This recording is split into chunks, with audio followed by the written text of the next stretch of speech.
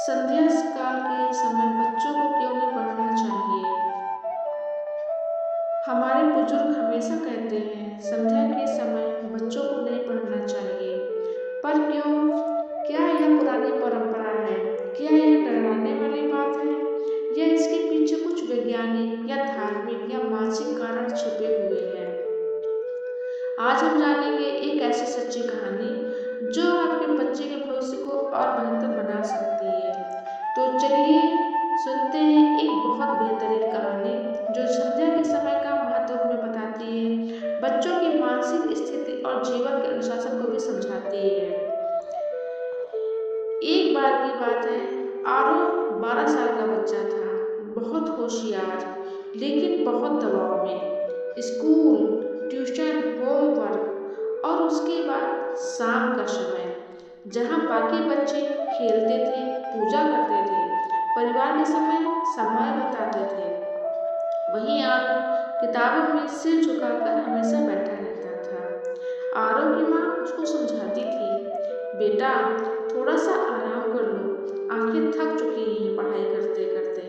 मगर आरो माँ की एक भी बात को नहीं सुनता था। वो कहता, माँ आराम करने का टाइम नहीं है, टीचर ने इतना सारा होमवर्क दिया है, अगर अभी नहीं पढ़ा तो कल डांट पड़ेगी, मुझे पढ़ना बहुत जरूरी है। माँ उसको समझाती रहती, मगर आरो अपनी माँ की एक भी बात नहीं मानता। माँ धीमे स्वर में बोलती, लेकिन बेटा यह संध्या का समय है, थोड़ा भगवान का ध्यान करो, परिवार के पास बैठो, शांति में सब कुछ जरूरी है। मगर आरो एक भी बात नहीं मानता।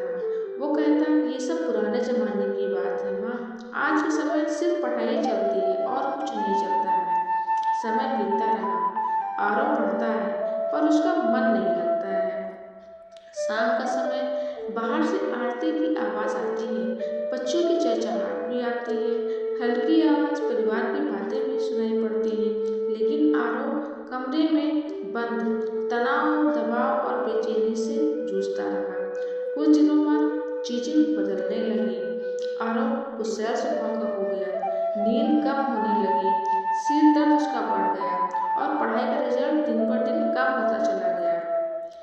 तभी माँ ने समझाया, डॉक्टर कहते हैं संध्या काल के समय या रात के बीच का संक्रमण का समय होता है। इस समय हमारा ब्रेन एक एनर्जी शिफ्ट से गुजरता है। इस दौरान दिमाग थका होता है, शरीर रिलैक्स मोड मांगता है। अगर बच्चे समय पर दिमाग पर जोर डालते रहेंगे तो तनाव, चिड़चिड़ापन, याददाश्त कम होने लगती है, दिमागी थकान बढ़ सकती है। इसलिए इस समय पढ़ाई से ज़्यादा मानसिक संतुलन का होना चाहिए। आरो की माँ आरो को समझाते हुए सारी बातें बताती है, मगर आरो का इन बातों पे कोई भी असर नहीं पड़ता है। वो ये भी समझाने की कोशिश करती है कि हमारे गुरुजन कहते हैं संध्या का समय बहुत पवित्र होता है, इसे गोधूली बेला कहा जाता है। यह उस समय का होता है जब पृथ्वी पर कंपन होता है। इस समय प्राण ऊर्जा का संतुलन होता है। अगर इस समय बच्चों को शांति, पूजा, ध्यान, संकल्प और परिवार के साथ अगर समय बिताना चाहिए, मगर उसके ऊपर इन बातों का कोई भी असर नहीं पड़ा। फिर कुछ दिनों के बाद में आरो के घर में उनकी दादी आती है।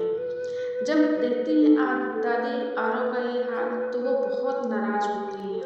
वो आरो को समझाती है, बेटा संध्या का समय पूजा, प्रार्थना, दीप, घंटी और परिवार के समय का होता है। इस समय पढ़ाई नहीं करनी चाहिए, जीवन में महसूस करना चाहिए। उन्होंने बस इतना कहा, आज से सिर्फ 7 दिन तक हमारा तरीका मान लो, फिर जो चाहे वो करना। आरो ने उनकी बात को माना। अब संध्या होते ही दीप जलता, आरती होती, घर में शांति, हंसी खुशी का माहौल। अब आरो का चेहरा दिन पर दिन चमकता जा रहा था, क्योंकि वो सब ये सारी चीजें क्रियाएं करना शुरू कर दिया। आरो, दादी अब मुझे अजीब सी शांति मिल रही है, सिर दर्द भी मेरा ठीक हो चुका है, नींद भी अब अच्छी आने लगी। दादी मुस्कुराकर बोली, यही संध्या की शक्ति है बेटा, यह समय भगवान से जुड़ने का है, परिवार से जुड़ने का और खुद को जोड़ने का समय होता है। दिमाग जब थक चुका होता है दिन भर पढ़ाई करते करते, तो हमारा दिमाग रेस्ट चाहता है। यदि हम उस समय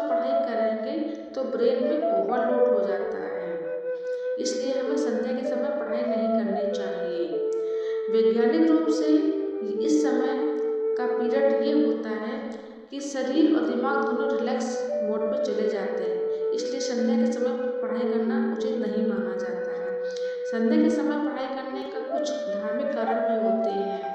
संध्या के समय ध्यान, भगवान का स्मरण, प्रार्थना, दीपदान, शंख, घंटी, इन सब में मन का संतुलन बनाने का समय होता है। जो बच्चे संध्या के समय पढ़ते हैं उनमें अधिकतर देखे गए हैं चिड़चिड़ापन, ध्यान की कमी, तनाव और याददाश्त में कमजोरी।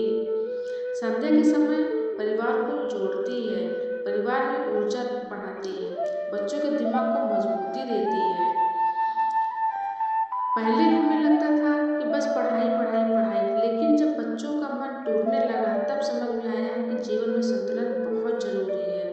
अब हम संध्या समय प्रार्थना, टहलना, हंसना और बातें करना ये सब सिखाते हैं और रिजल्ट भी इससे पहले से बेहतर आने लगता है। संध्या के समय बच्चों के लिए माइंड फ्रेश का मोमेंट होता है या रिलैक्स का समय होता है।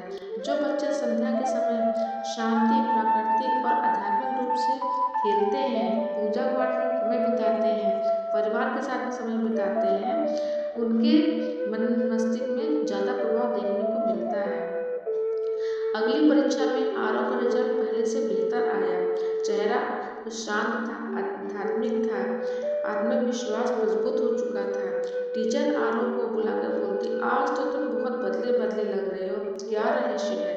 आरव मुस्कुरा कर बोलता है, संध्या, मेरी शिक्षा बन गई शायद। अब मैं दिमाग से नहीं, दिल से और आत्मा से पढ़ता हूँ। अब मैं दिन में किताबें नहीं खोले रहता हूँ। यह सुनकर के टीचर बहुत मुस्कुराई और धन्यवाद भी बोली। दोस्तों, संध्या का समय प्राकृतिक का समय होता है। यह पवित्र उपहार है। यह सिर्फ समय नहीं, यह जीवन को संतुलित करने का स्वर्ण पर्व है। अगर आप अपने बच्चे का भविष्य उज्जवल देखना चाहते हो तो उन्हें सिर्फ पढ़ाई न सिखाएं। शांति, अनुशासन, आस्था, परिवार और आत्मिक शांति का भी वातावरण दें। याद रखें, जहाँ संध्या की आरती होती है, जहाँ घर में सिर्फ रोशनी नहीं, जीवन में चमक उठता है। अगर आपको यह वीडियो अच्छी लगी हो तो सिर्फ लाइक नहीं, अपने बच्चों, माता पिता, दोस्तों और हर उस परिवार तक पहुँचाएं जो बच्चे के भविष्य में सच्ची चिंता रखते हैं। अगर वीडियो पसंद आई हो तो चैनल को लाइक, सब्सक्राइब और शेयर करना मत भूलें। राधे राधे दोस्तों। ओम शिवाय नमस्तुभ्यं। हर हर